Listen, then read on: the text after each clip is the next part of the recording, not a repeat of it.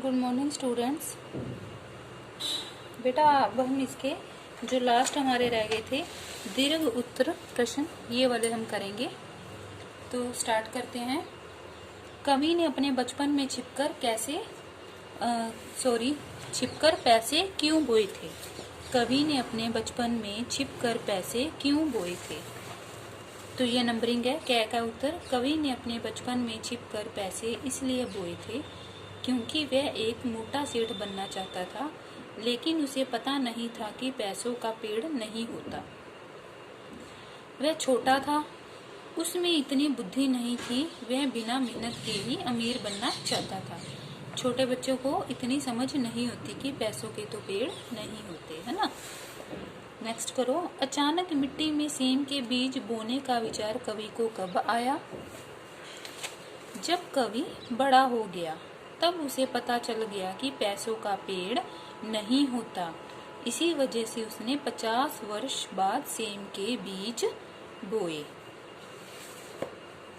अंकुरित पौधों की वंश वृद्धि का वर्णन कवि ने किस तरह किया? अंकुरित पौधों की वंश वृद्धि का वर्णन करते हुए कवि ने कहा है कि ये पौधे ऐसे लग रहे हैं जैसे जीवन की विजय पताकाएं हों। उसने इन पौधों की तुलना चिड़िया के छोटे छोटे बच्चों से की है। किससे तुलना की है? चिड़िया के छोटे छोटे बच्चों से। तुलना होता है बेटा जब किसी से कंपैरिजन करते हैं। कवि को अपनी भूल का एहसास कब और कैसे हुआ? जब कवि ने सेम के बीज बोए, तब थोड़े दिनों बाद पौधे निकल आए और कुछ दिनों बाद वह बेलें बहुत ज्यादा फैल गईं।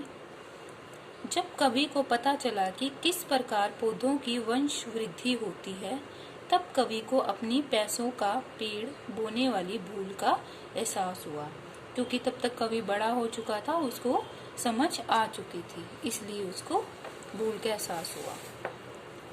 नेक्स्ट देखो। स्वार्थ एवं लोभवश धरती में पैसे बोकर कवि ने रत्न प्रसवनी धरती का अपमान किस प्रकार किया? लोभवश कवि ने धरती में पैसे बोए।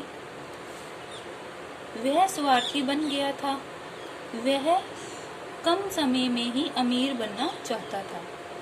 ऐसा करके उसने धरती का अपमान किया, क्योंकि धरती रत्न उत्पन्न करती है लेकिन मेहनत करवाती है।